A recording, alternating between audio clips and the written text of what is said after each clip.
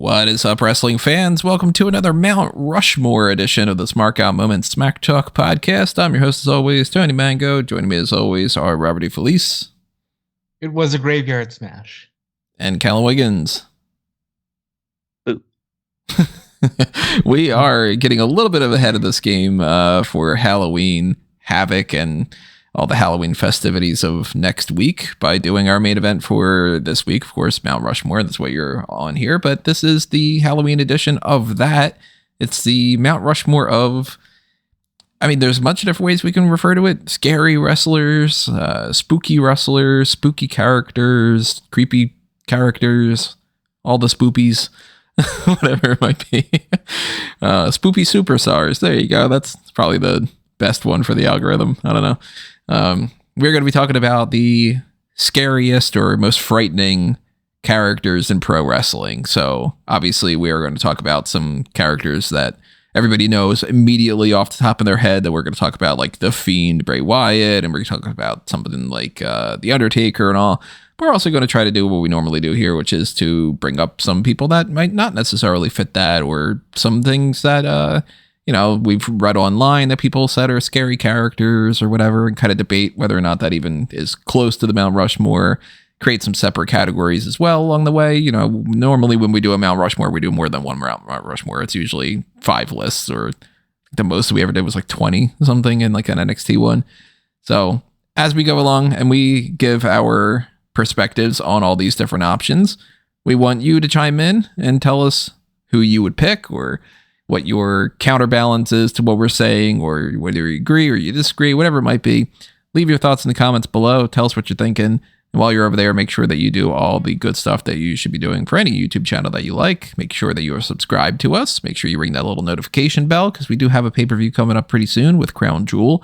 So we'll naturally be doing the pay-per-view point predictions and then the post-show immediately following that. Also make sure that you click on the join button that's over here on YouTube, and that'll give you access to the same stuff as the Patreon, which I finally fixed that little logo on these different graphics yesterday. So patreon.com/smarkoutmoment, you'll find the same tiers, including the Darkcast tier, which we're going to take care of that at some point this week, which may or may not include some stuff about Champs Giving, maybe some women's ultimate card stuff, maybe some just shoot the shit type stuff. I don't know. We haven't quite figured it out yet. But even $1 a month is a great way to help us keep the lights on. And an alternative to that, if you aren't super big on the subscription idea, is the little thanks button that's on here, which, a free option is the like button. Make sure that you're clicking on that. It'll help us out quite a bit. If you want any kind of merchandise, you can pick it up at Redbubble and TeePublic until I figure out some other kind of alternative. I'm, potentially going to look into like the Amazon stuff or something. I don't know. It's just one of those things that's on the back burner. So keep all that in mind. If you enjoy this, let us know in whatever fashion you can. And without further ado, let's get started on this Mount Rushmore and talk about some of the spookiest that's out there. As I said, we are probably going to do multiple Mount Rushmore lists. And when it comes to tossing out, like ultimate names for like the main Mount Rushmore and stuff, we're going to come back around to those along the way. But I guess it's worth mentioning one of the big names at first that I already talked about. We're pretty much going to go with Undertaker, and at least the ultimate one, if not that plus the supernatural side of it or something, right? Undertaker with Paul Bearer is like, you can't not have Undertaker on a list like this. I'm surprised at this news. You're very shooketh, aren't you? So shooketh. I mean, Undertaker's really one of those guys, isn't he? He's like the Road Warriors. He's like, just one of those things where you constantly to this day see the act. People try to do it and they can never do it as good, because it's the perfect storm of the right time and the right era for the different elements to take effect, because realistically, it's a dumb character, and he should have just been a Frankenstein monster that, like a lot of characters in 1990, 1991, just disappeared after 6 months. But he made 25, 30 years out of it because Mark Calloway is that good. And he is the prototype of this character. So yeah, obviously he's on the Mount Rushmore. yeah, I think that it's very clear to see that Undertaker would take a position on this as one of the, perennial spooky characters that people are familiar with. But it does raise what I think is the most salient point of this entire podcast, is that we are talking about wrestling gimmicks that are spooky, and if the Undertaker is a guaranteed, has pride of place on this Mount Rushmore, I think we can say with confidence that there's never ever been a scary wrestling character. Well, that's another thing that has to come into factor, is whether or not you are personally ever scared for any of that. And I could say, with absolute confidence, I have never been scared by a pro wrestling character, even when I was a little kid. And, I grew up in the late 80s. So to me, the characters that were around at that time and all that, where I would be legitimately scared of something, weren't scary. I was never like, oh my God, yeah, we'll bring up this name again, probably, but Papa Shango. It wasn't like, oh no, Papa Shango's popping up in my nightmares. You know what I mean? I've personally never been scared by a character. Have either of you been like, oh man, I'm kind of intimidated by this guy or something? No, I'm not. I've not been scared by a wrestler that has been designed to scare me.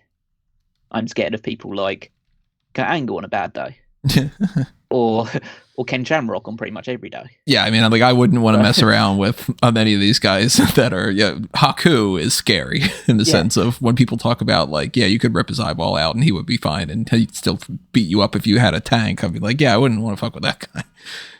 Yeah, exactly. So yeah, the scary wrestlers are the ones that you think are Brock Lesnar, people that could chew you up and spit you out if they so wish to, or you just got on their bad side. The people that we're going to be talking about are too campy to really be considered actually scary. I do want to say though that we've heard stories of people being like, yeah, as a kid I really believed Undertaker was fucking dead, and while we were probably never looked at it in that light, there's plenty of people who legitimately were terrified. And I mean, stupid, it's fine, bro. And you see people in crowd shots where a little kid will be crying because of a character yeah, I mean, any of the ones that are on this list for the most part. We're talking about kids crying and Undertaker. One of the best visuals ever is when Undertaker beats Hogan at Survivor Series, and the kids are just in tears in the audience. Good. Serves them right. Yeah, I mean, obviously there's the angry Miz girl and people like that cry for different other reasons. And, the sobbing woman that reacts to Miss Elizabeth and Macho Man, that's a different type of crying. But some kids are they get scared from some of these characters. So, yeah, I mean, it's hard for us to judge based off of that. And we're not necessarily going with the scariest and this would be the most frightening or something. I mean, that's going to factor in, but I think we're kind of approaching this as best characters, kind of. I mean, if we're going to talk about characters that scare children, we need to speak about a character that probably wasn't designed to do so, but maybe did. Maybe let's talk about Doink the Clown. Clowns are fucking weird, man. I do not understand clowns. I fundamentally don't get it. People that like clowns, to me, and sorry if I'm going to alienate a whole audience here, but I feel if you are a big fan of clowns and the circus and you legitimately find them funny, that you're kind of you never grew up past that age where you can dangle keys in front of a little baby and they think that it's the best thing in the world. I don't get clowns, but I get them as far as them being creepy. That whole thing that came out a couple years ago where people were just dressed up as clowns, popping up in parking garages, and on the you'd be footage of somebody across the road just as a clown, and everybody thought that it was some marketing thing, and that it just ended up not being involved in anything, and it was just this weird phenomenon that happened. It was 2016 or something, now that I'm thinking about it. But clowns are creepy, and Doink was a creepy character before he became the kind of thing. Arguably worse. Sometimes that could be creepier, yeah, because then he's all like, Hey, yeah, hey, give me your kids. I'm fine, I swear. Like, yeah, I mean, I don't know if Doink would go on a Mount Rushmore, but I did want to bring that up because I think it is worth talking about when you make these characters and you're thinking about things that might scare kids. Because a lot of these gimmicks are going to come from a time where it was all about kids. And I think that Doink is a character that probably did more than people would think in that department.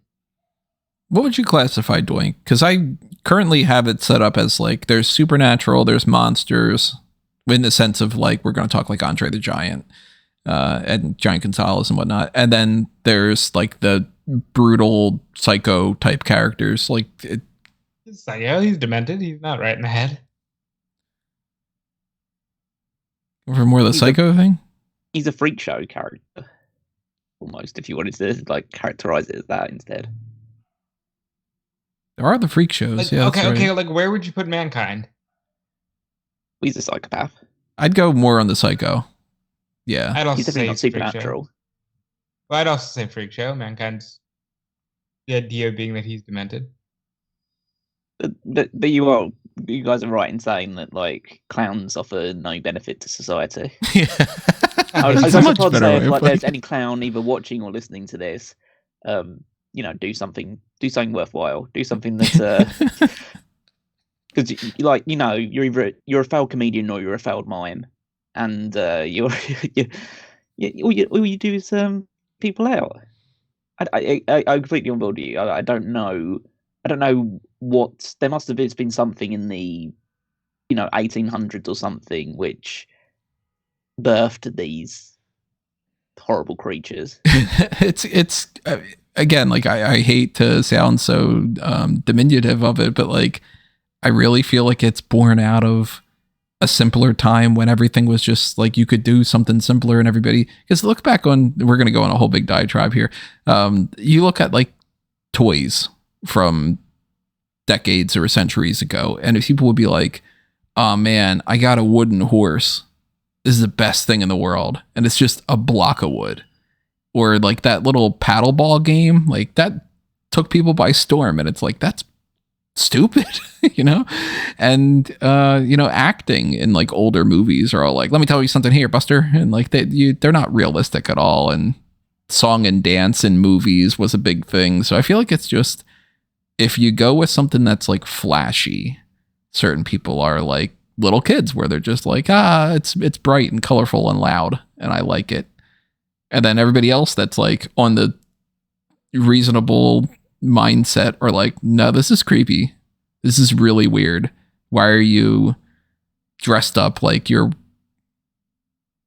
there's something wrong with you, and you're like, honking a horn at my face and pretending that you're getting like shot out of a cannon and all this. Like it's just all strange. And Doink is definitely a weird character in pro wrestling. I mean, that whole thing with the fake leg and all, like what? And then he clones himself. There's like 4 smaller versions.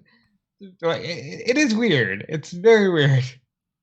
What were it was like Dink and Dink, Wink, and Pink. That's right. Not Stink. I was thinking Stink was one for some reason. Hey kids, I'm Stink the Clown. Stink the Clown. It's Stink. Yeah, Doink, I don't know if I'd put him in the Mount Rushmore. But he's somebody to revisit, maybe. Now, you did mention... he's not going to be on anyone's Mount Rushmore, but I do want to say that fear and spookiness was a big part of his rebranding. Sting, with the Crow character and all that. He's meant to be spooky to bad guys. Yeah, he's like Batman, where he is supposed to be a quote unquote supernatural type character, and he's definitely got something creepy about him, but he's good. So depending on your mileage may vary on like, well, are we going best characters? and they don't necessarily have to be the scariest to you. You can constitute, I mean, Batman's supposed to be frightening as all hell to the villains, and to the point that it's like, you know, even the other heroes are always like intimidated by Batman, and that's a big plot point.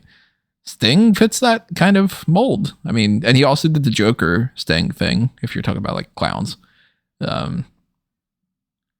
I don't think, even as far as best characters go, that I would end up putting him on the ultimate Mount Rushmore.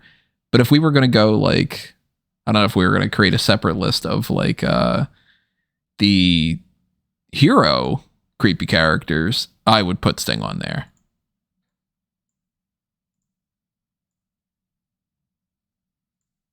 Yeah, I just go ahead.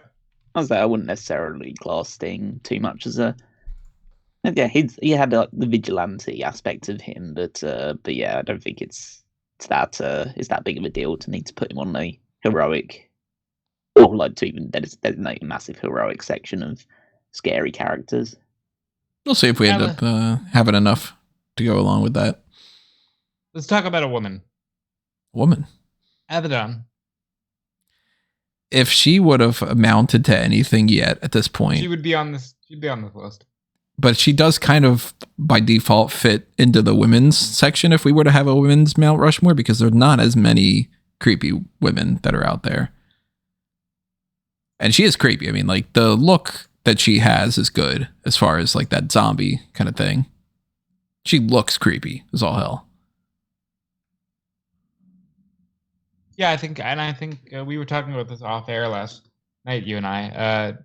If they would have just done something with her, she would have eventually become one of their breakout characters, and hopefully she still can.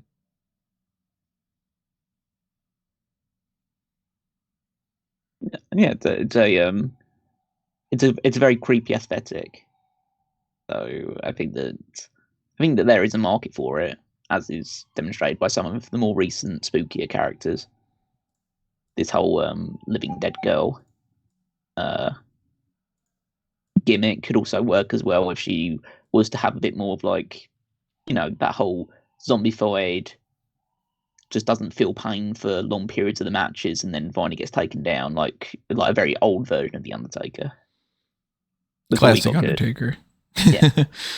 I think the problem is that it ends up just becoming too much of it becomes more aesthetic driven than actual character work. Like it becomes like Julia Hart, right? Like it just becomes more, look, I'm the cute spooky girl. I'm the hot goth. Yeah, instead of being like, oh my god, I'm genuinely terrified.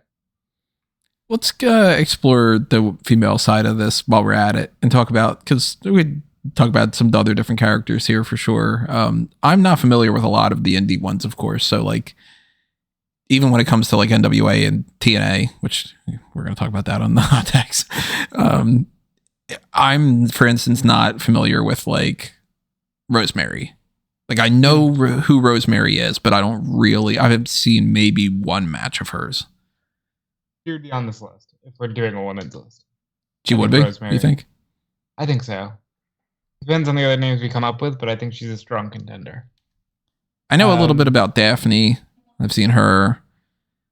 And it's kind of, there aren't as many that I can even think of. The only ones that I had written down, I even forgot about Julia Hart, for instance, but like Julia Hart is somebody who's, you know, in that type of range. But the only other female characters that I could think of were Bliss. I don't want to say the first name because my echo is going to go off.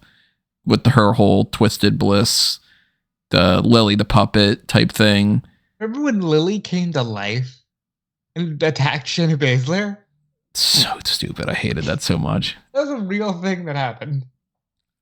And I wrote down Sherry Martel and Luna Vachon. I was going to say Sherry maybe not, but Luna absolutely. Luna for sure is on that. Like, I mean, she was intimidating as all hell. And waste, man. That whole like that like kind of thing. Like, I would not want to be in a room with her. I would feel like she would just like scratch and claw everybody, and everybody would have like, you know, kind of like being in the locked in a room with like a Wolverine or something, you know? But you said Cherry, no.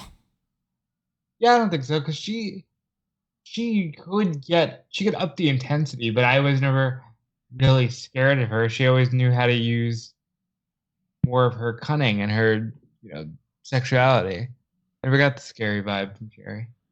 No, it rhymes. Scary Martel.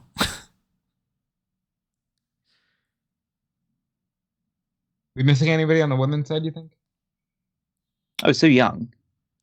Oh, yes. Thank you. Yes. I do not know Su Yung at all. Let me try to Google her real quick and see. The Undead Bride, Su Yung. Now, the whole hot mess thing that Chelsea Green was doing wasn't supposed to be like scary, right? It was just like crazy in a different way. It was just crazy, yeah. It was just more psycho. Like, I mean, that's... Looking at this Su Yung, like she certainly looks like she would fit that bill. Yeah, I wish she did more. You've got like if you're going with like Rosemary as well, like Jessica Havoc fits into that kind of remit as well. Yeah, and I think if we're doing that, we got to talk about Karma or Awesome Kong. I mean, she is in that she's in that monster range. The monster thing, yeah. Which we haven't really gotten into yet, but the monster side of it, like we're going to talk about some of the other ones down the line too, but like maybe the best shot at being legitimately scary. Like you look at these people and you're like, yeah, they're otherworldly because of how big they are, and they're, we're talking about like Kamala or Andre or whatever, like height and weight and all, like that can be scary as all hell too. Actually, I'm thinking about like a woman as well, that like to make character that has some legitimate scary qualities for certain people. I'd say Stalker Mickey James,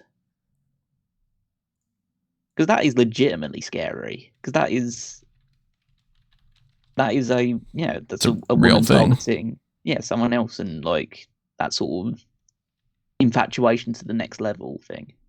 That's a good point to bring up too, because that's really truly scary. And you might not necessarily believe in like these supernatural type things where it's like, this is an undead person or this person's got supernatural powers or whatever, but stalkers are just people.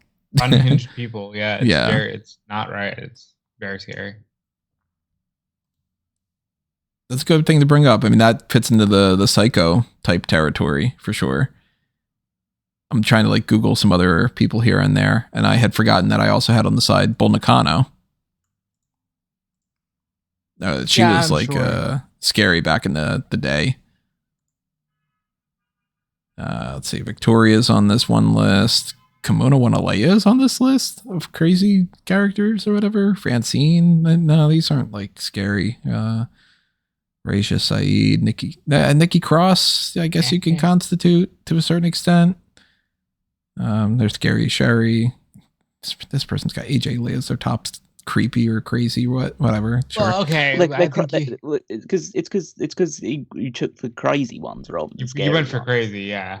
I had Googled like creepy. Always, because that's like half of like WWE's women's roster at one point or another have been classed as crazy over the years. Yeah. Like that's just what a moniker they give to, women that speak for themselves or have free thought or expression or anything like that. It's like, wow, they're crazy. What are you saying?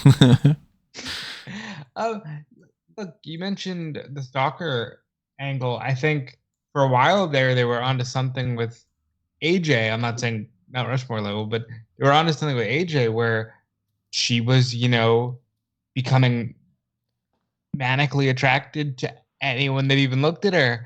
And they did the whole self-harm thing with like her wanting to throw herself through a table. It's a very watered down version, but like that is a way to speak to people,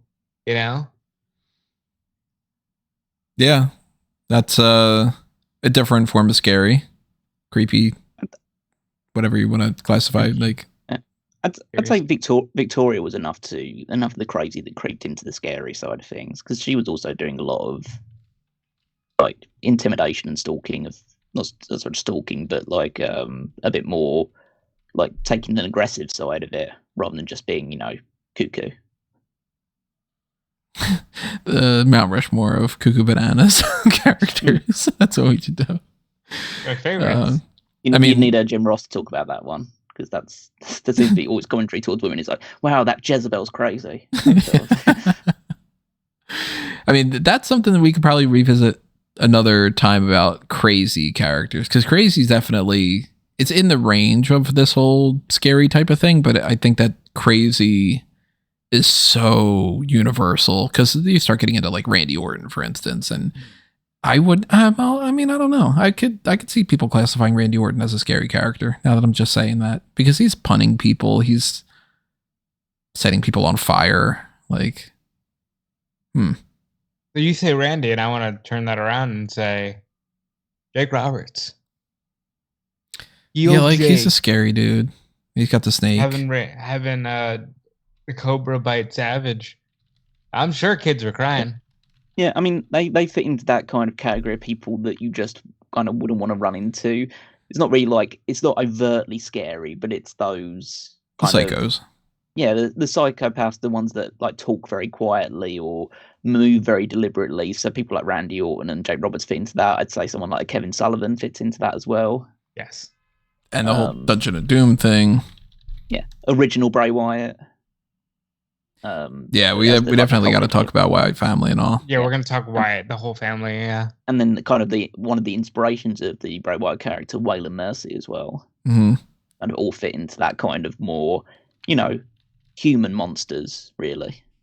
That begs like a different question. Like, what do you look for in your horror entertainment? Like, do you like Universal monster movies where you would be looking at like an Andre or an Undertaker or something like that, or do you like kind of like psychological thrillers like a Saw where it just becomes demented man with purpose tortures people? I personally, if I'm going for like a horror thing, I think, there's examples of some different movies here and there, for instance, but like, I find a movie like A Clockwork Orange more horrifying than something like Halloween, because it's almost like too fantastical for me to buy into. Like, okay, Jason is going and killing people. All right, well, that's not real. But then Clockwork Orange is just sort of like, yeah, there's horrible gang members out there that do brutal things to people, and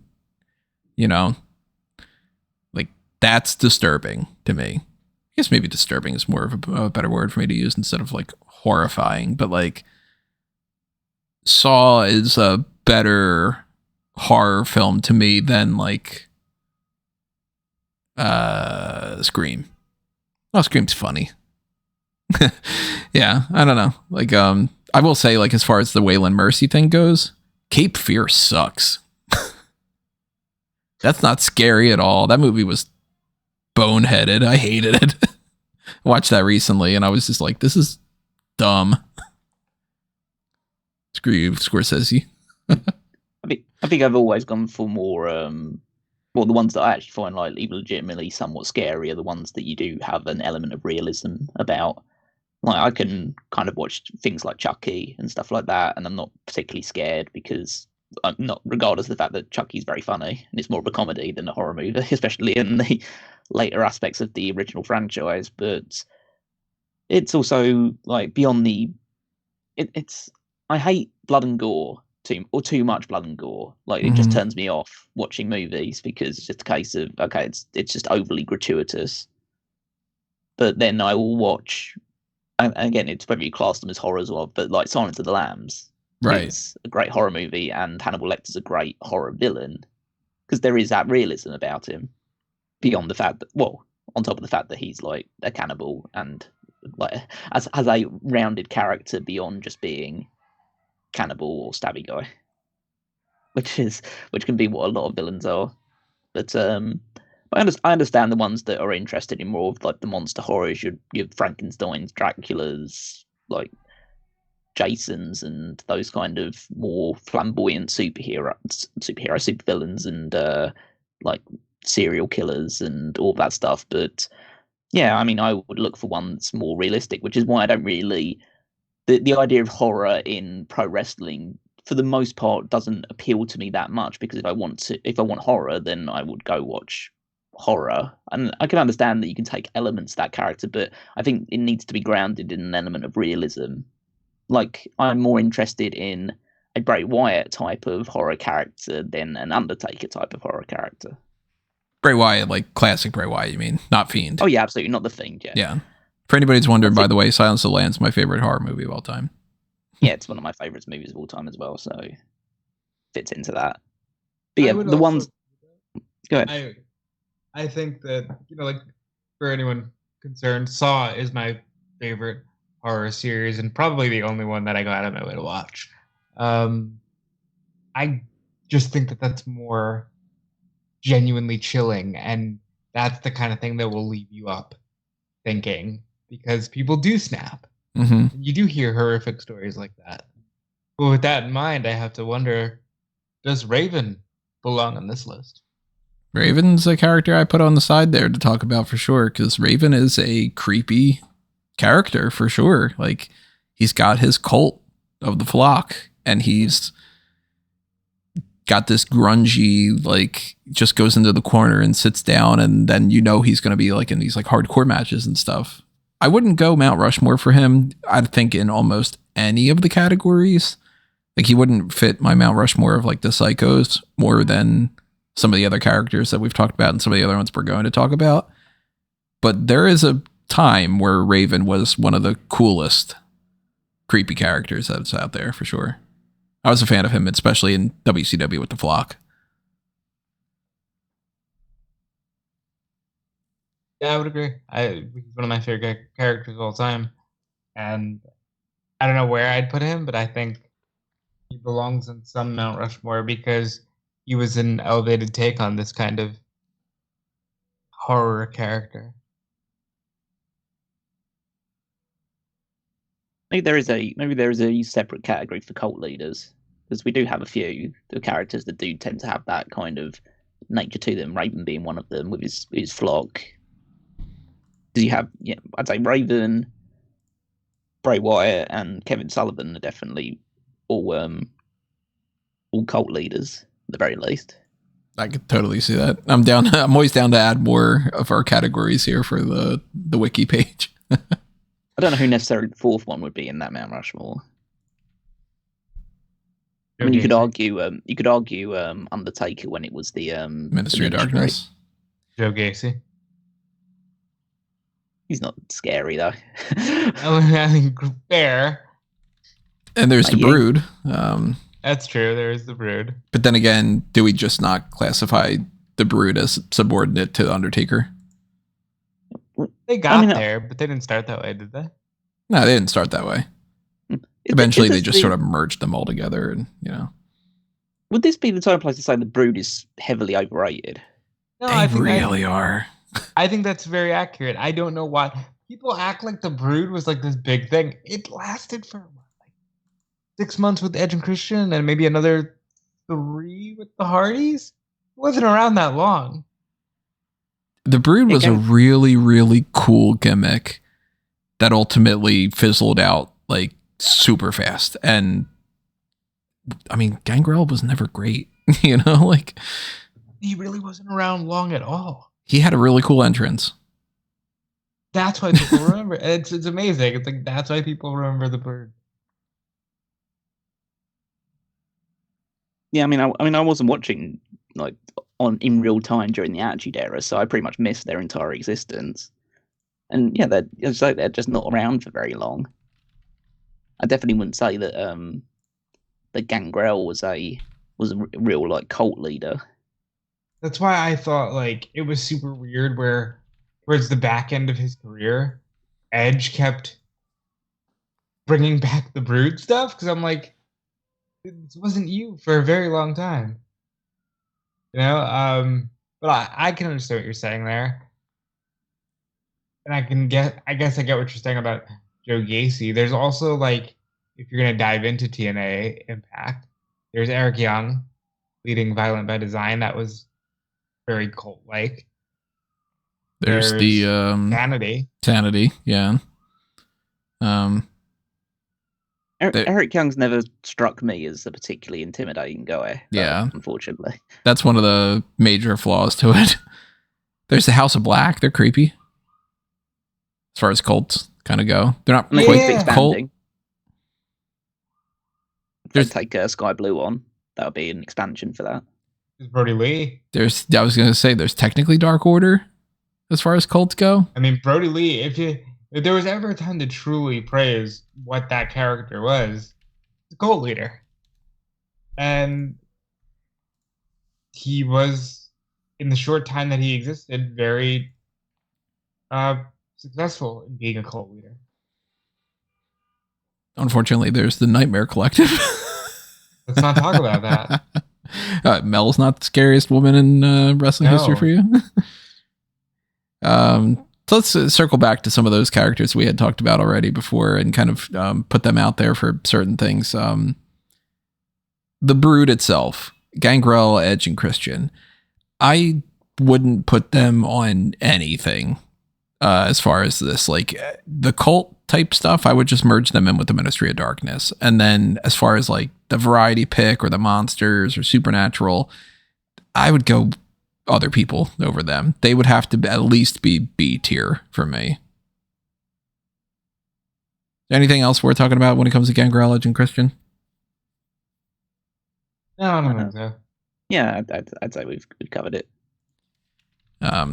Could potentially revisit them as like a B tier type thing or whatever. The Ministry of Darkness. I mean, we've got the Acolytes, Viscera, Midian, before he became Naked Midian. That's really scary in a different way, because you see that guy run towards you, you're like, no, get away.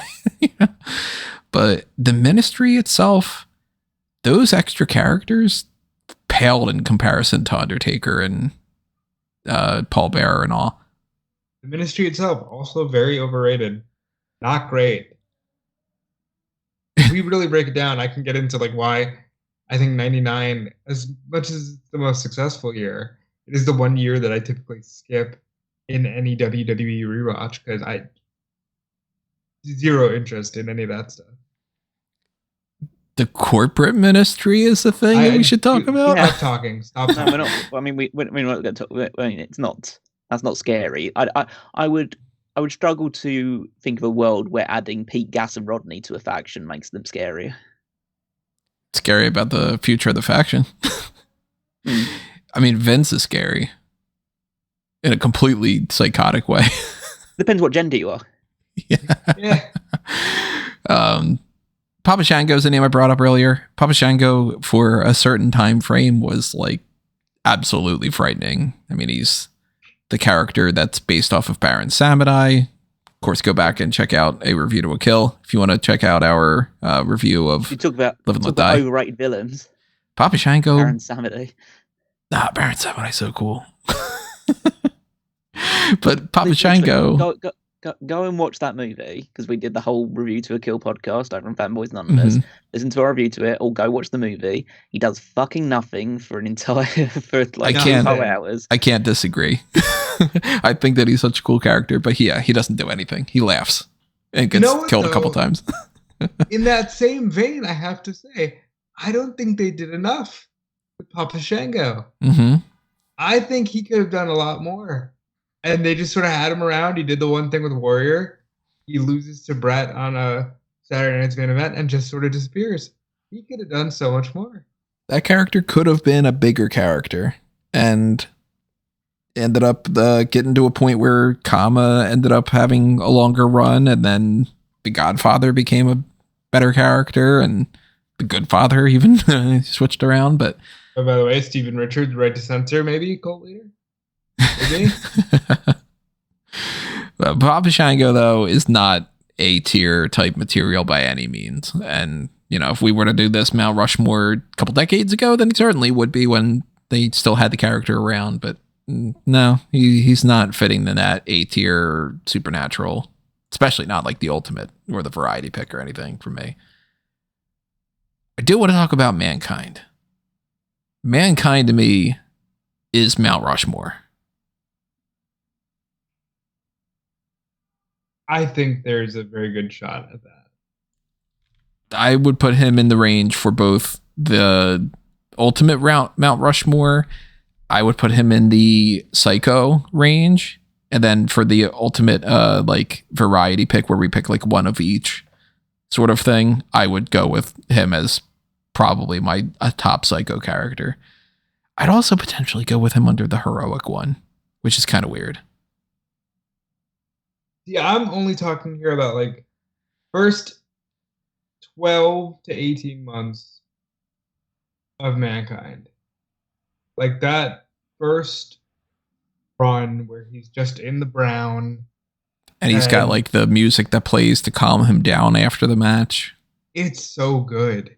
Love it. Nobody thinks about it anymore because everybody thinks of, if you think of Mankind, typically you think of the corporate attire and Sacco and, nearly dying in Hell in a Cell. But the original Mankind character is so good.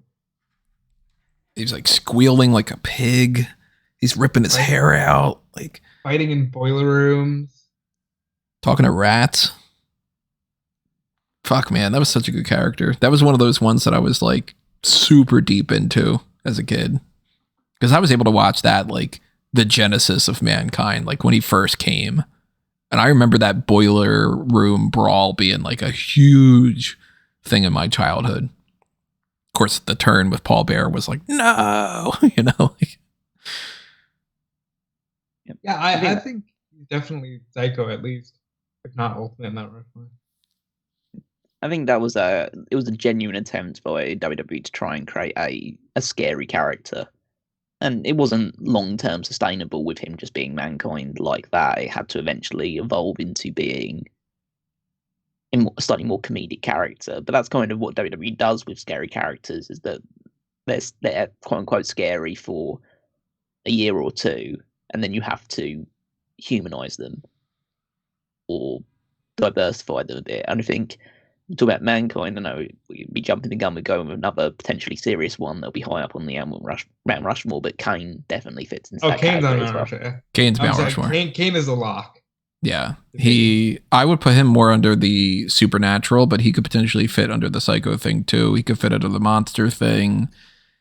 He could fit into the heroic thing, but he is certainly I would actually make a case Kane is higher up even than Undertaker.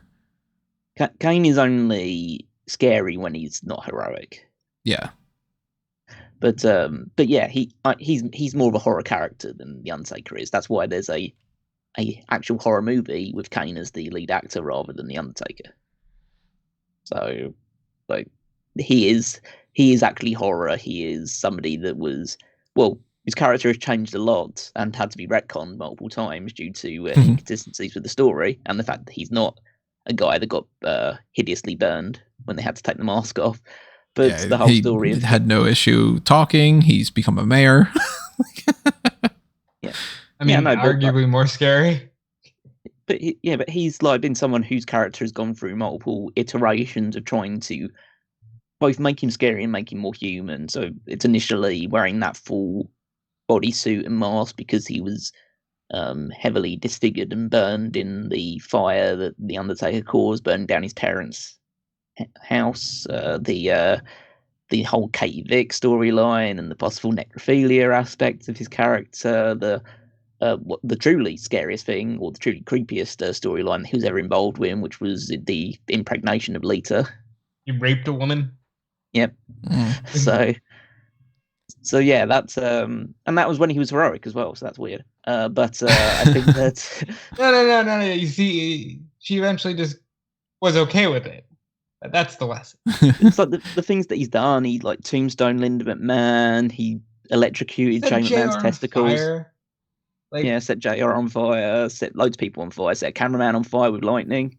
There's like a great time frame when Kane was originally getting built up for that match with Undertaker that they would have in the middle of matches. it would be like, even like if it was like the minis division and the lights would go out, the red lights would come on, you'd start hearing Kane's music and the whole crowd would be like, no, oh my God, he's going to just murder these people. And he would beat the shit out of like, say, the entire Los Boricuas or something like that. And it would be like, they're hitting him with chairs and he's no-selling it.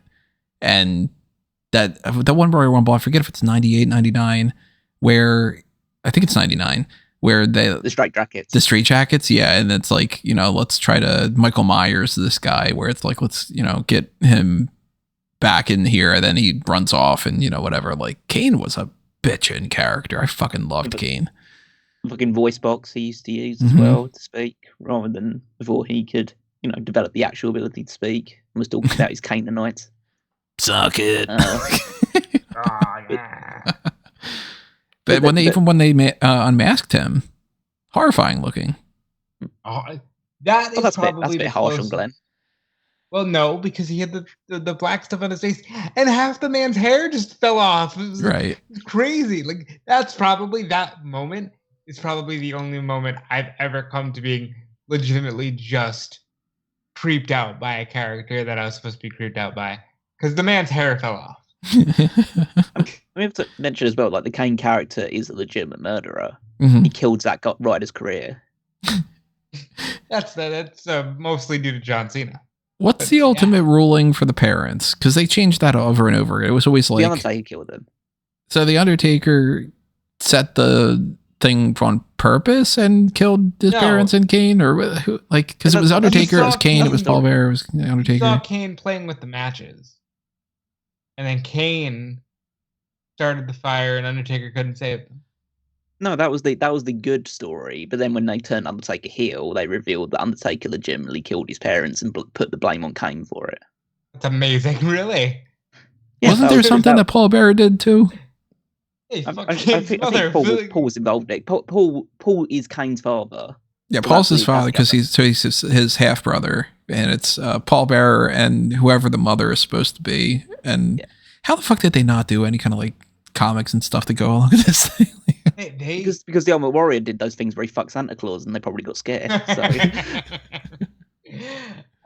They were going to do like an in-character Undertaker movie,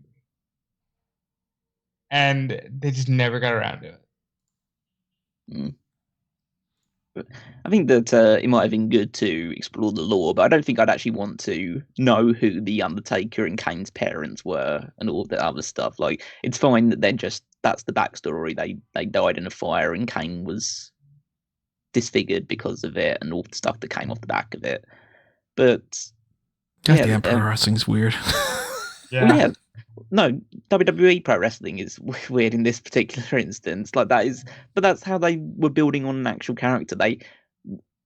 Kane was brought in, probably in a similar vein with like the Undertaker stuff, to be, a 6-month feud for the Undertaker, where it's a member of his family that's come back to seek revenge. Mm-hmm. And then he develops enough of a following and enough of a cool factor surrounding him that they have to continue to build on his story, but you can't just associate this guy with the Undertaker for his entire career. I mean, he's still always going to be quote unquote Undertaker's brother, but eventually, they can't feud for 30 years. Kane has to be his own guy as well. It's just so weird that like the way that pro wrestling works, like everybody's like, yeah, I know it's fake, and then at the same time, even on air, it's like, yeah, he's actually Mark Calloway, he's actually Glenn Jacobs, but we're going to pretend like they're supernatural brothers in the past. At all, like it's so stupid. I don't think that Kane is one of the wrestling characters that has evolved the most throughout the years. Yeah, pretty much. They've given him a lot more backstories and stuff. But he's definitely Mount Rushmore for me. It's easily the most successful story that they've ever done.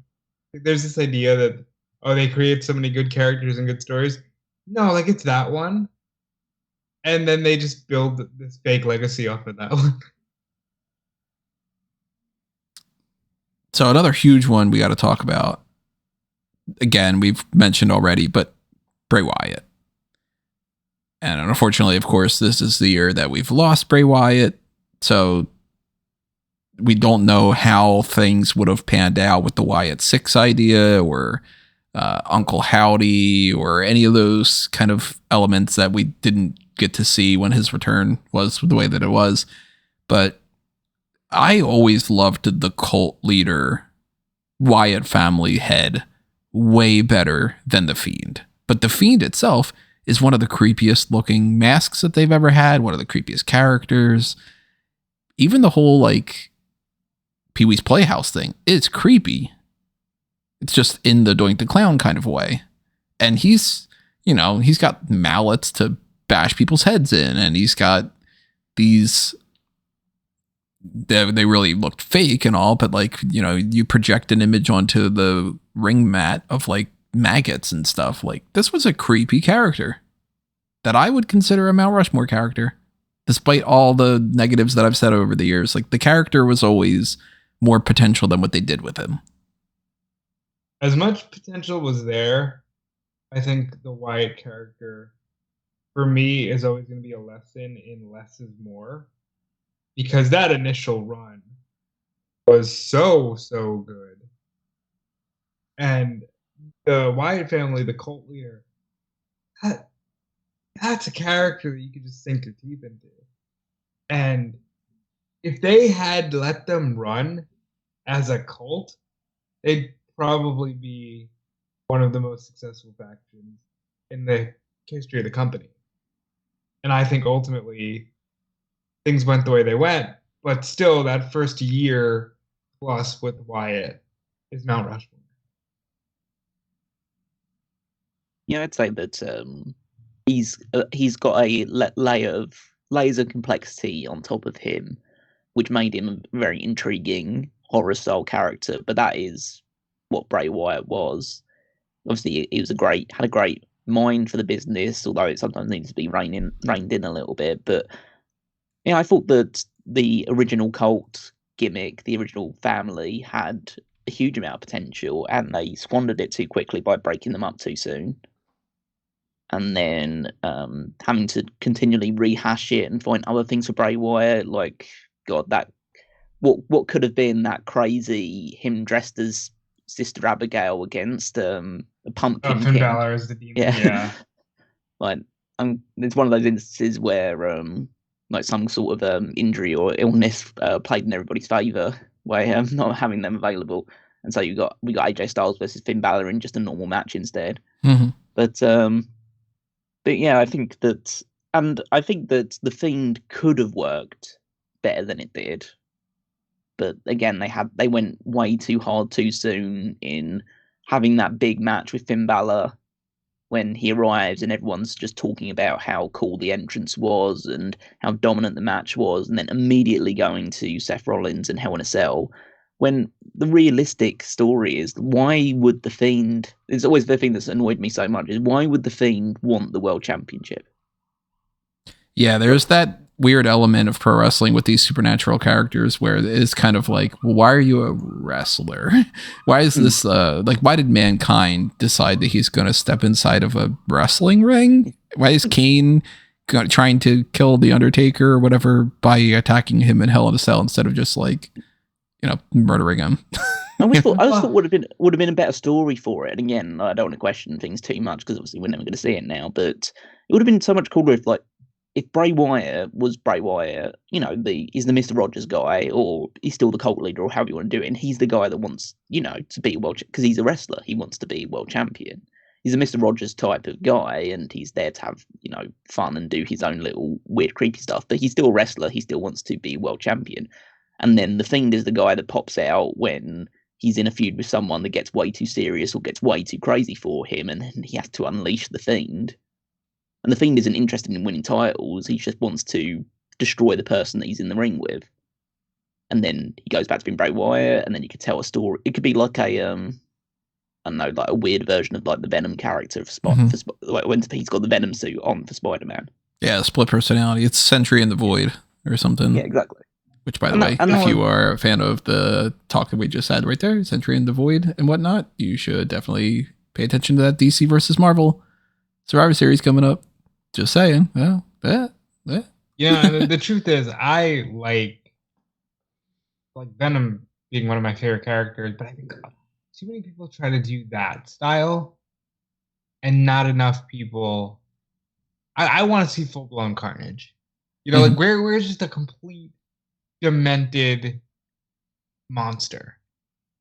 I think too many wrestling characters have tried to be humanized over the years. I want carnage. Speaking of names, I'm going to bring this up. I'm going to blow your minds with something. Do you know that Relic is killer backwards? Oh, he's one of the worst ones, right? He's one of the worst, right? He's got to be on more. Him and Black Rain. Yep, I have Relic in my mind for worst. Black Rain is on the list to mention for the worst. That was stupid as all hell.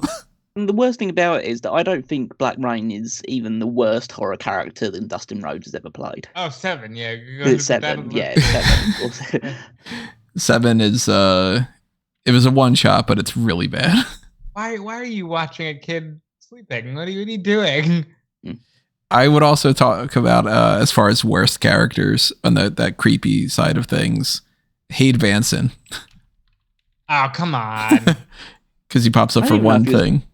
I don't even know if he was meant to be that creepy. It was just like, it was just a cut promo about. He was a little bit like. It was going to get weird, but they never got there. Yeah, it's hard to really say that he's one of the worst ones when we never actually got to see if he would have been any good or not. I mean, to look like worst, like the Yeti. Yeah. Yeti is up there. The zombie from ECW. Again, now it's hard. Beefcake playing the Zodiac. The Zodiac. What are some other really, really bad ones? Mordecai. Yeah, Kevin Thorne, Mordecai. I mean, for that matter, like Ariel in the women's side, like she sucked. She wasn't creepy. She wasn't supposed to be really creepy. What is wrong with a hot goth that wants to read tarot cards? I think that's okay. What other worst? I think Nailz is bad. Who? Nailz. Oh, Nailz. Yeah, Nailz. The voice. It's the fake voice. The Nailz character, though, that's the thing is, the Nailz character could have worked. Like, it really isn't a bad character. It's just he sucked. But like, the idea of you got Big Boss Man, and he has a history with this like brutal psycho who is trying to get revenge on him, and like that works. It's just they got that guy to play that character. The zombie, yeah. I don't know if we have any other ones that would be under worst, really. I mean, it depends. Do you class someone like a Mantor as a horror character? I wouldn't. He's half man, half tar. He has hooves. Yeah, you got Snitsky on there. Snitsky's one of those guys that he's got the messed up teeth. He's punning babies, which is hilarious. And in fiction. Just to specify there. Nobody think I'm not an actual character, real life thing. Oh, Heidenreich. Would we cosplay him a horror character? He was a frozen Nazi at one point. That was an actual pitch, I believe. Oh, that wasn't. They did say that was a pitch. Yeah, I don't think that ever made it on the air, though, right? No, I didn't make it on the air. No, it's the written story of It's one that I tend to like bringing up when I have the opportunity. So he would have been a frozen Nazi character. I can't remember the actual name of the Nazi would be, but the real kicker of the pitch that someone gave in the thing was that he'll be managed by the Jewish Paul Heyman. Well, they got half that. Yeah. He also raped somebody. Yeah, that's a recurring theme, and then again, when you see Vince, I mean, that's really a. But I mean, you do say that, Rob. But does Michael Cole really count as a somebody? That's probably the way it was pitched in the meeting. So I do have a couple other characters for us to mention here. We could circle back to picking some of these and all, but we haven't talked too much about the monsters that are like Great Khali and Andre the Giant and Kamala and that type, where they're like these huge Giant Gonzalez types. Oh, there's your worst. Yeah, you know what? We should probably add him on there. Giant Gonzalez. Andre scared people. Andre's, all due respect, because we know the truth and that he had a hard life because of it. A very scary individual. Mm-hmm. Like the dude's Heart of gold, hand I'm sure, is bigger than people. Scary. You know, like I'm a heart of gold, I'm sure, but very scary. It's hard for me to find him scary after watching The Princess Bride as often as I have. Right. Yeah. I mean, like, dude's got a heart of gold, like he was just saying. Like, he's seemingly a sweetheart that everybody loved. But when you put Andre the Giant next to a little kid and you tell him he's beating up Hulk Hogan and he's scratching his chest and making him bleed and all, like, he's a scary guy. I mean, I'd call someone like Abdullah the Butcher in that kind of range as well. Absolutely. More the monster or the psycho? Monster, yeah. Yeah. I kind of think you go into the level of monster once you become big. Yeah, that's true. Like if you're super big. Like I'd say Abyss fits into that. Yeah. Abyss fits more into the monster category. Yeah, well, his literal name is the Monster Abyss. Yeah, and I mean, he is big. He could fit in that kind of supernatural thing as well, but he is more of a monster, I think. And I'd put Abyss on that Mount Rushmore. George the Animal Steel. I didn't see much of him as like when he was a villain, when he was just like an unhinged green-tongued monster. Yeah, I am more familiar with him as a hero. I saw a lot of the like, oh, he's just a teddy bear and poor people are picking on him and he's poor George, you know? Like Beatides. Yeah. Yeah, that was on a list that I had seen of George the Animal Steel being one of those, like, he used to be really, really creepy and all that. I'm just not familiar enough with him. And he always seemed more funny than scary to me. I wonder how much padding he ingested over his life. Vader. In that same vein, the Wild Samoans. Vader's a scary monster, yeah. Vader's a monster. I just realized that I didn't have him down on there. Vader's intimidating as all fuck, yeah. And he's beating people up, and they're having like Ric Flair basically be like, well, I might die in this fight, you know? Like, and he broke Mick Foley's nose legitimately, you know, not through any fault of Vader, but Vader was in the ring when Foley lost his ear. And the whole eyeball thing. Gotta have an opponent. No, but Vader is a definite monster, Mount Rushmore. Let's see some of these other names. You were talking about the Wild Samoans, / the head shrinker type, like that Samoan savage character. Yeah, I was gonna say in that same vein as like George Steele, where it's like, yes, they're monsters, and yes, they can be scary. But I look at Samoans now, and I just think they're fun-loving guys. They like to dance. They want to dance. Yeah, to Rikishi and the Usos and all that. But at a point in time, I mean, the head shrinkers, the name, the head shrinker, is intimidating and scary, and the Wild Samoans they need to be brought to the ring as like they're complete like unhinged characters. And I used to like when Heyman would when he was still with Lesnar, and he would do the promos on Babyface Roman and say he's only a generation removed from having a bone in his nose, because it's like that's the way the Samoans were presented. That was a very scary type of character for a while. Nothing I'd put on a list, but definitely very scary. Yeah, I wouldn't go as far as putting them on the list. I figured they're worth talking about. What about Umaga? Monster for sure. For who? Umaga. Yeah, I mean, as far as the monsterish Samoans and all that too, I mean, he was incredibly intimidating. Probably the last that you'll ever see of that archetype, where he doesn't speak, He's just Umaga, this face painted, monster that's sent to kill people. And yeah, I'd put him on the list for monsters. I got 3 other names written down here to talk about that we didn't yet. One of them being Brian Pillman, the unhinged dude with the gun. That whole idea. The gun.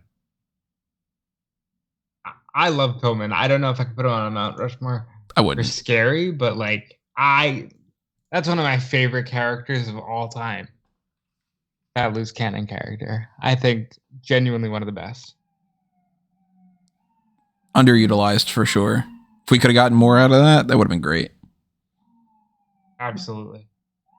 I wouldn't necessarily say that he was specifically scarier than a lot of other people, though, because fundamentally, anyone's scary if they're pointing a gun at you. Yeah. Yeah, I mean, he's not Mount Rushmore for me, but I figured it's worth bringing it up because that's one of the only times that there's been something along that line in pro wrestling. This angle of that person gets shot with a gun. Psycho Sid, though, is another one of those psycho characters. And Sid is a lunatic. I love Sid. Sid's fun, but I don't know whether I can really class him as scary because he's dumb. That's where I get into I would pick a Jake the Snake or a Randy Orton over Sid for the brutal psycho character types. But Psycho Sid was so fun. I loved that character, but yeah, he's a weird person to give the name Psycho Sid to, because fundamentally, he comes out with that kind of creepy music, but he's fist pumping people on the way to the ring. He's standing around with fireworks going on around him and all that stuff, and he was cutting promos that were very loud and over the top and very much in your kind of Hogan 80s mantra. It's that's not how a psychopath acts. That's how a crazy guy acts, but it's not a psychopath acting. That is what, your Jake Roberts, your Randy Orton, your more hushed speakers would be more in line with that. He was just, a loud crazy guy. Right. He goes from, I'm the master and the ruler of the world to I got half the brain that you do. I think that's part of the problem. Yeah. The last one I have on my list to talk about is Boogeyman. And as far as Boogeyman character-wise, creepy as all hell when it comes to the look and eating the worms and a cool design and all. Obviously nowhere near as good in the ring as some of the other people we've been talking about, but I would potentially put him in Mount Rushmore of heroic, to be honest. Because he was mostly a good guy. I would put him on the Mount Rushmore of anything. And just genuinely, it was so out of place.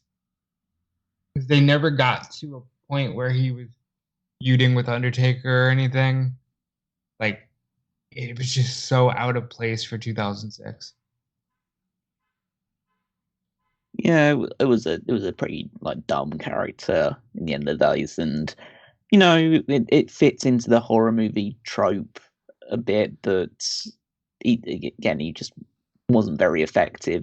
He's memorable, give him that, but I can understand the real animosity towards him. I think he's a bad character.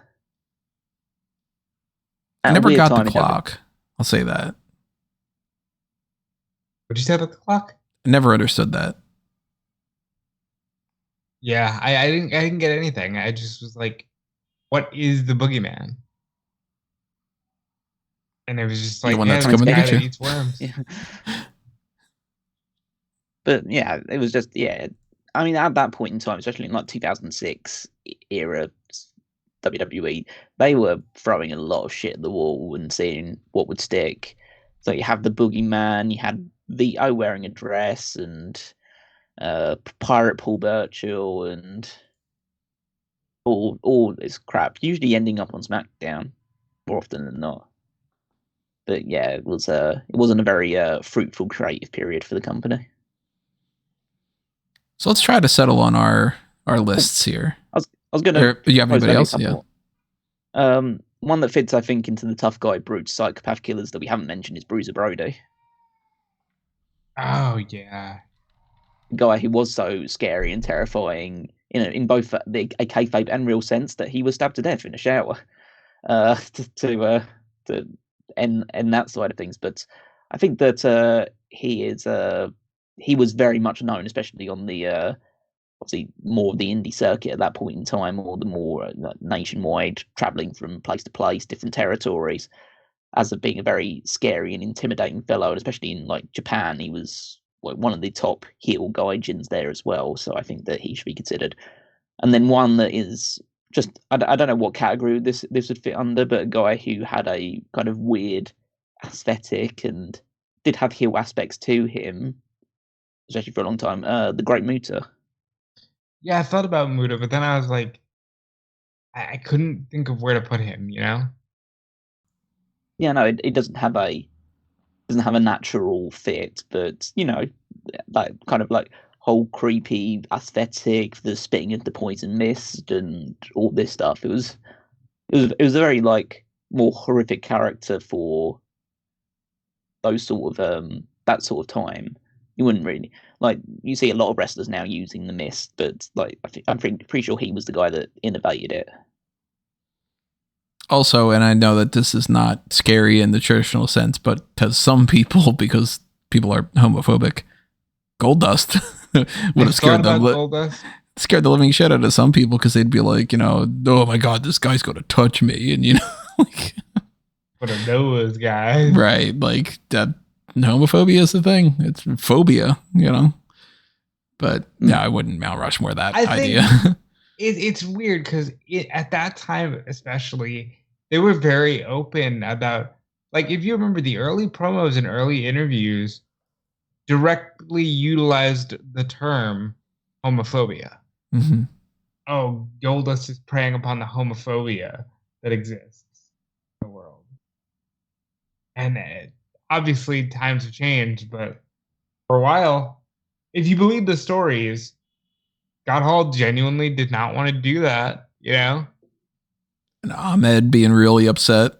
Oh, then, Ahmed's upset at everybody that ever existed, it seems. But yeah, that was a thing. And you start getting into the creepy in the sense of like, what the fuck's going on with this guy with the artist formerly known as Goldust type stuff? And you're like, this guy's just unhinged in some way. Yeah, now he's got like ball gags going on and stuff. Like, yeah, there's a creepy element to that, but no, not Mount Rushmore in my mind by any means. I can't think of anybody else. Can you guys think of anybody we haven't mentioned yet? You mentioned like Bruce Brody and stuff, but anybody else? Like, there's some out there, like there's TNA, there's Crazy Steve, but nobody that really is probably going to overtake an Undertaker or a Kane on our lists.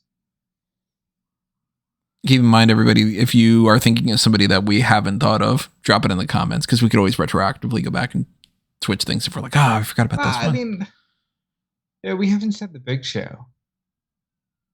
And I guess it's because he's so humanized, as opposed to a guy like Andre or Vader, but he still fits in that list. Yeah, I would ultimately pick Andre over him, or do the same category. Well, we do have more than a few and some, and we're missing some of the other ones. So let's try to sort this out. Let's go with the women's list. We have 14 people that we had talked about in some way. Luna's a lock to me. I would put Luna in there. So that's awesome 2 votes Kong for Luna. I would put Awesome Kong, to kind of symbolize the monster. I'd say Rosemary is one. I'm not too familiar with her, but I'm totally fine with putting her in there. I think as a character, her whole gimmick has been surrounded with horror and the occult throughout the entire time she's been in TNA. So I would argue that she would be a high choice for that. I really want to put Abaddon on the list just because the look. She hasn't done enough, I don't think. I would put Abaddon over Julia Hart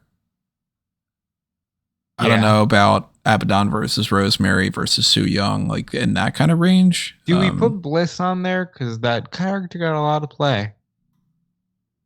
I mean, I would not want to.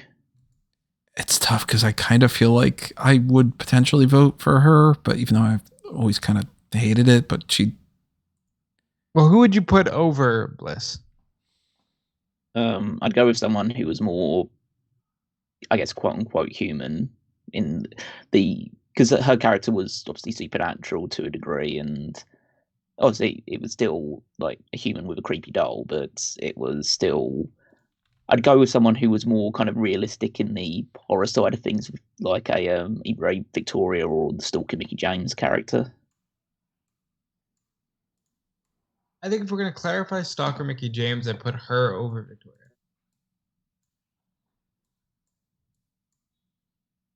I don't think I'd put Nikki Cross anywhere near this list.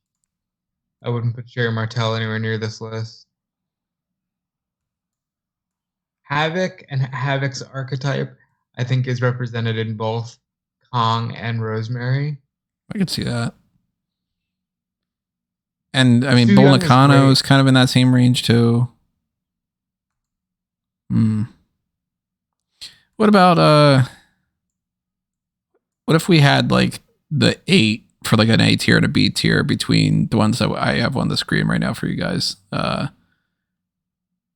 And then we just would have to settle on 2. I mean, I think we all agree Luna for A tier, right? Yes. Awesome Kong, yes. Awesome Kong. And Rosemary. Probably Rosemary. So then it would be between Abaddon and Bliss, and then with Stalker Mickey, Su Yung types. And again, I'm not as familiar with Su Yung, so I can't really talk too much about her. I'd probably go out of that group. I'd probably go Bliss. 1 vote for Bliss. What would you guys pick for your 4th? I think I would begrudgingly go with Bliss. Because she is that character was like headlining Raw and like got a lot of play for a long time. Then 2 votes for that, and then B tier being Abaddon, Stalker Mickey, Victoria, and Su Yung. Yeah, that would work. I mean, I'd certainly wouldn't go like listen to the A1, but like you guys have already said you would. So, do we have a solid enough C tier for any of these out of this 6? Do you guys would feel comfortable enough with a C tier? Maybe I'd get rid of. I'd get rid of probably Ariel. Get rid of Ariel and Nikki Cross. Have like Bull Nakano, Julia Hart, Jessica Havoc, and Scary Sherry Martel. Sure, I'd be down for that. All right, well, we got a B, and a C tier for the women's side. I don't think I would put any of the women in the ultimate Mount Rushmore, for that matter. As I'm looking at the ultimate Mount Rushmore, I don't see it changing. That one we'll come back to just to double check if we with the other things, because I could see it saying the same too. On the monsters, we do have 7 that we had picked from Kane, Andre, Kamala. We didn't talk too much about Kamala, but he's in that savage type thing, so it's kind of like Umaga. Abdul the Butcher, Abyss, and Vader. I would put Kane on there. I'd say Kane, Andre, Vader, Abyss.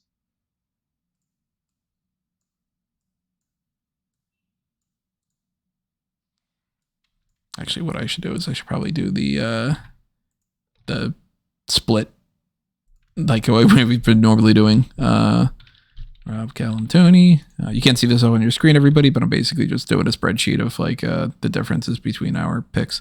So Rob says Kane, Andre, Abyss, and Vader. What would you say for your monsters, Cal? I mean, I'd be fine with that 4. Fine with that too. All right, let's go with that. And then our B tier, I guess by default, would be Umaga, Kamala, Abdullah, and Brody. Would Brody be under the monster? Or would that? He was a big guy. He was a very big guy. Or would he be under like the brutes, psycho types? I'd put him under monster the way he was utilized. He's someone that could cross over both, I think. Maybe we'll revisit that as Bruiser, Brody, if we can think of another idea for that. Under the worst, we've got 9 options we had picked up. I'd put Relic under the worst. I thought that was so stupid. I'd put the Yeti. I mean, yeah, the Yeti's got to go in there. I'd put Giant Gonzalez. Gonzalez has to go in there. And then Black Rain. Probably Black Rain. I don't know. The zombie's pretty bad. Yeah, but I think like it was a one-night deal, and it wasn't like they knew what they were doing. I guess that is just a one-night thing for the sake of it. Where I wouldn't put that necessarily over the Yeti thing and all. Yeah, I don't know. I'd argue Boogeyman over Relic. What about you, Callum? I wouldn't say Boogeyman is one of the worst ones. Like, he's definitely not a good character, but I don't think that it's as terrible as some of the other ones. He at least in some weird way got over with people. That's true. Eats worms. and he's a WWE legend. So would you guys go with the team? Other guys would do. Relic, Yeti, Gonzalez, Black Rain? I mean, I'd say so, just mainly because Mordecai didn't really make it anywhere. And Kevin Thorne actually just became a guy. Yeah. If Mordecai had lasted longer, that would have probably been one of the worst ones. And then we've got cult leaders. We've got Raven's Flock. Right, I mean, it's more cults than cult leaders. I guess we should specify. Raven's Flock, Kevin Sullivan's Dungeon of Doom, the Wyatt family, the Ministry of Darkness / the Brood, Dark Order, House of Black. We had mentioned Sanity. What other cults are there? I'm not too familiar. Schism, technically. That's why I did mention Joe Gacy, but he's not worth it. I think if we're looking for an absolute fourth, those are probably fine. Because I don't know if there were too many crazy cults in wrestling.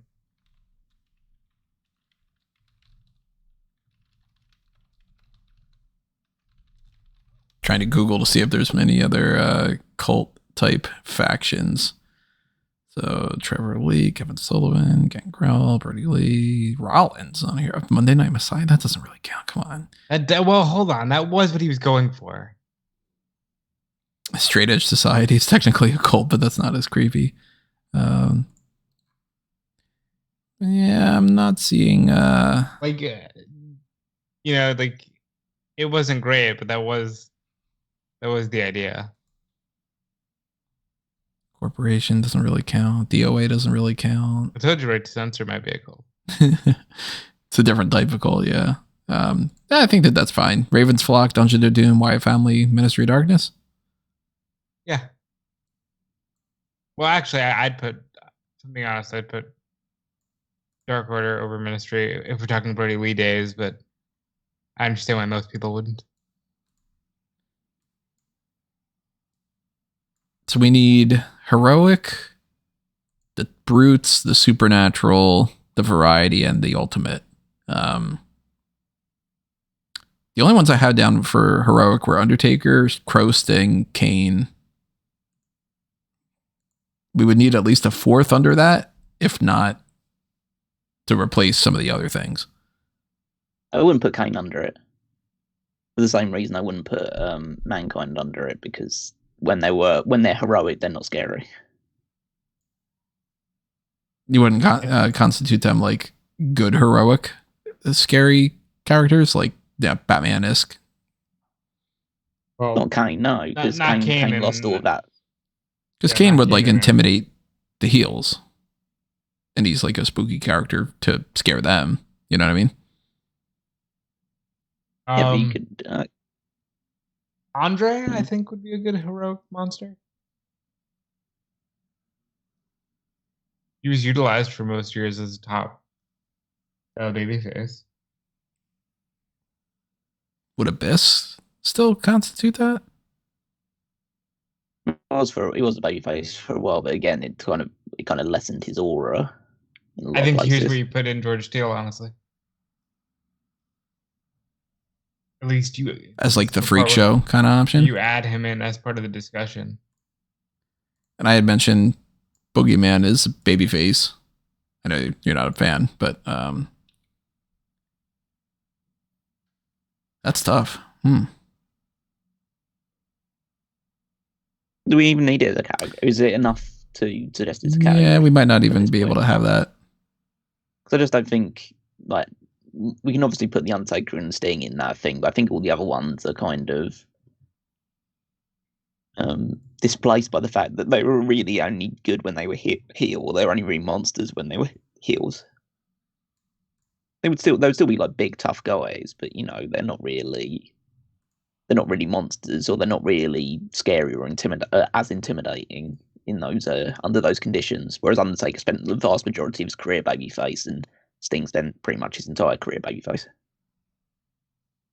Yeah, I'll put that in as an asterisk of like, these are things we were talking about, but we didn't really settle on a Mount Rushmore. We can do it that way. We don't have the brutes / psychos, killer, tough guy, whatever things. We had Mankind and Kane in that range. We had Randy Orton, Jake Roberts,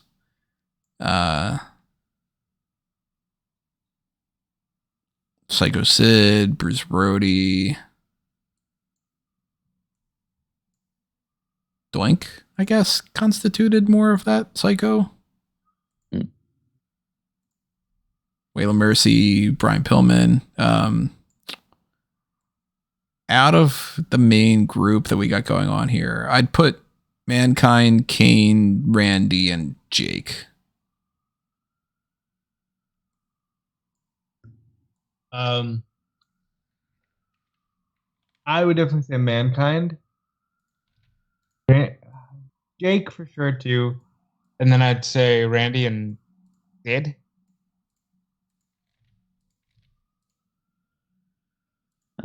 I would go Mankind, obviously, Orton. I don't think you need Kane on it because Kane's already in enough things. So I'd probably go with Bruiser Brody and Jake Roberts, yeah. So at the very least, we got Mankind sealed. We got Orton sealed. And Jake Roberts sealed. And then it's between Sid, Bruiser Brody, and Kane. And then whoever loses out between that would be close enough to, that would be 2 spots of a secondary tier. Sid, Brody, and Kane. I'm not too familiar with Brody, so I can't really pick Brody. I'd go Kane, then Sid, then Brody, just by default of not really knowing. I kind of agree with Cal that I think Kane's done too much. I'd probably go Sid and Brody. I still think Brody's probably on the monster one. Is there another monster we could think of instead of Brody for the monster, for the B tier? It's I'm trying to think. I guess you could put the head drinkers in that, and they were big guys. Or Mark. Oh, you would have got Mark. Yeah, you got Maga, Kamala, and Abdullah. Do you put Kali anywhere? Oh yeah, I haven't got Kali. Let's see, monsters and pro wrestling. See if there's any that were Zeus, Great Khali, Vader, Undertaker, Kane, Yeti, King Kong Bundy, Kurgan, Giant Silva. Not quite the same. Roll Monsoon, Brock Lesnar. Brock is somebody. Do we constitute Brock? Bam Bam He's Bigelow? not really that kind of scary, is he? He's not presented as that kind of scary, because that's basically saying, why isn't Goldberg on this list? What about Braun Strowman? Monster Among Man. I guess it's Monster Among Man. Yeah, you can put Braun Strowman on it. Yeah. Yeah, let's go Braun Strowman as that final one, and then we got Bruiser Brody and the Psycho type of thing. We would need a fourth for the B tier if we do the B tier. And out of the two that are listed below, it would be Wyatt Mercy over Brian Pillman, I'd say. Probably, yeah. I mean, we could put like a Snitsky type of a character, even though he's under the worst, but like psychos or brutes. Yeah, I don't know if there's any other like real like damaged, this person's gonna do something to you backstage. Craziest wrestlers. Maybe there's like another list with like the crazy side of it that we're forgetting about that fits in that. Not really Edge, not really Berserker. No. The Eugene's on this person's list. What? Missing Link, Al Snow. Missing Link's a fun character. Al Snow's a fun character, but doesn't quite fit. Ultimate Warrior is frightening in a different way. Goldberg, Mad Dog Vachon, Ivan Koloff, Sid again. I don't know. We might not even have an option for that. So people start talking about the strangest and all that. Crazy isn't quite the same. Yeah, I don't know. Maybe we don't have a fourth. Or I guess like we do have Waylon Mercy as an option. No, he said right because he said Pillman over Mercy, and then you said I said Mercy over Pillman. Oh, did you? Yeah. Yeah. Let's toss him in there. Supernatural. We had Undertaker, Kane, Fiend, and then blank. We do have the Brood. We do have Papa Shango that we could put in there. Are there any other ones that constitute Supernatural? Trying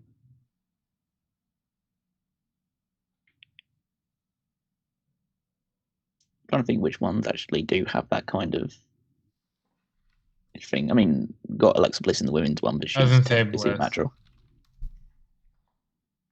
Kevin Thorne. Boogeyman didn't really do anything to Supernatural. Boogeyman, Sting, just fucking nasty boys and all. Yeah, the Brood. Hurricane doesn't really constitute in that way. Kevin Thorne, no. Papa Shango again. Or did we do this? Did we play around with this idea? And did we give a spot to that to Papa Shango? I mean, for fucking Paul Bearer. Demon Balor? I don't think they did enough Supernatural with Demon Balor. Yeah, I mean, I would be fine putting Papa Shango on it and just getting rid of the Brood entirely from B tier. Just not having B tier for Supernatural ones. There just haven't been enough good Supernatural characters. I think that's fair. I'm cool with that. And then that would mean we need to just sort on the ultimate and the variety pick. Ultimate meaning like best of the best, doesn't matter what's going on. Variety being trying to pick one of each of Supernatural, Monster, Psycho, and Cult Leader. Which would probably be... I think we have our... The same as the ultimate, right? Yeah. Because we would probably go Bray Wyatt for the Cult Leader. We would go Supernatural. Undertaker for Supernatural, Kane for Monster, Mankind for Psycho. Yeah, so we got it. So we don't even need the variety pick.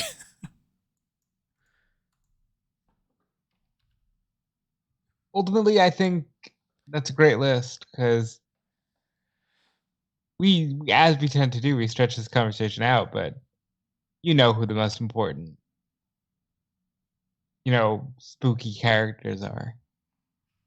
Undertaker, Kane, Mankind, and Bray Wyatt. Yeah, I'd say that's probably a good fit. They're definitely four of the most like recognizable ones over time, if nothing else. Again, not necessarily like super scary in the sense, especially for us in our 30s now. But you know, they have that natural inclination to being those more supernatural, scary, horror-filled characters. They're the ones that you would dress up on at Halloween. Yeah. If you tried to make a horror film out of any of the characters, it would be the ones that we've been talking about. Yeah. You couldn't really make a horror film out of like Chad Gable.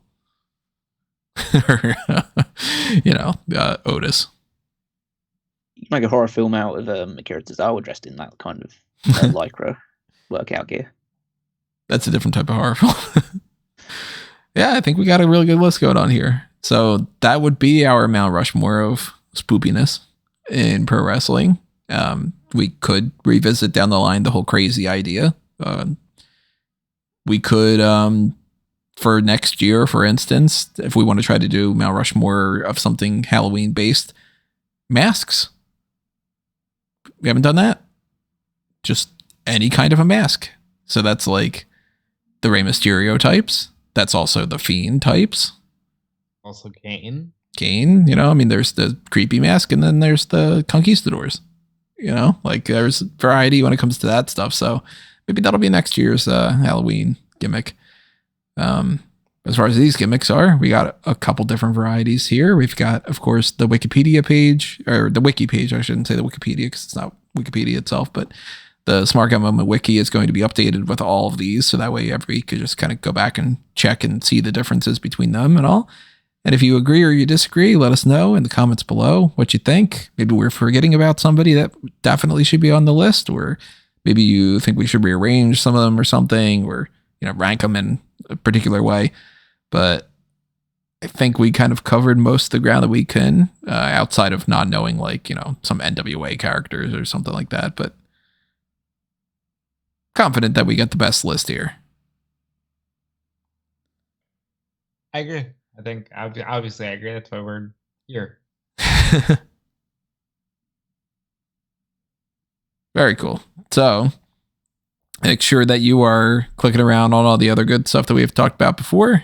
I mentioned the whole DC versus Marvel thing. That'll be a crossover with fanboysanonymous.com. So check that website out. Pay attention to all the things that are happening on the geek culture spectrum and the blue brand there. Make sure that you are clicking on the link tree at amangotree.com or anthonymango.com. It's the same thing. Just gives you access to the same link tree. There's all sorts of different accounts there, including my personal stuff at Tony Mango. Make sure you're following all of that. And make sure you're also following Robin Callum. Yep, you can follow me everywhere at Dude Felice. Checking out Fightful and WrestleZone. And, you know, dudefelice.com in the works. All that good stuff. And I give you the Callum. You can find me on Twitter at Wigmeister14. Check out the Power Rankings every Saturday on smartcammoment.com, where I rank the WWE Superstars based on their previous week's performance. And while you're there, you can also check out the Fantasy League, also at WWEFantasyLeague.com, and see how all of our teams are doing as we head towards Crown Jewel, where the teams will get updated a little bit, and we'll do our prediction contest as always, and that will make an influence on how much certain teams change. So make sure you're following along to see how the points are all shaking up there. Okie dokie, everybody. That's going to do us in for this edition. We want to thank you, as always, for listening. Thank you for all your support. Hit that like button, subscribe, join that Patreon, whatever it might be. And we will see you with the next episode, which will most likely be either a dark cast or the hot tags. Hopefully a dark cast in the meantime, if you're on the dark cast here. And if you're not, sign up. And we'll see you then. But this has been another Smark Out moment. And we are being counted out.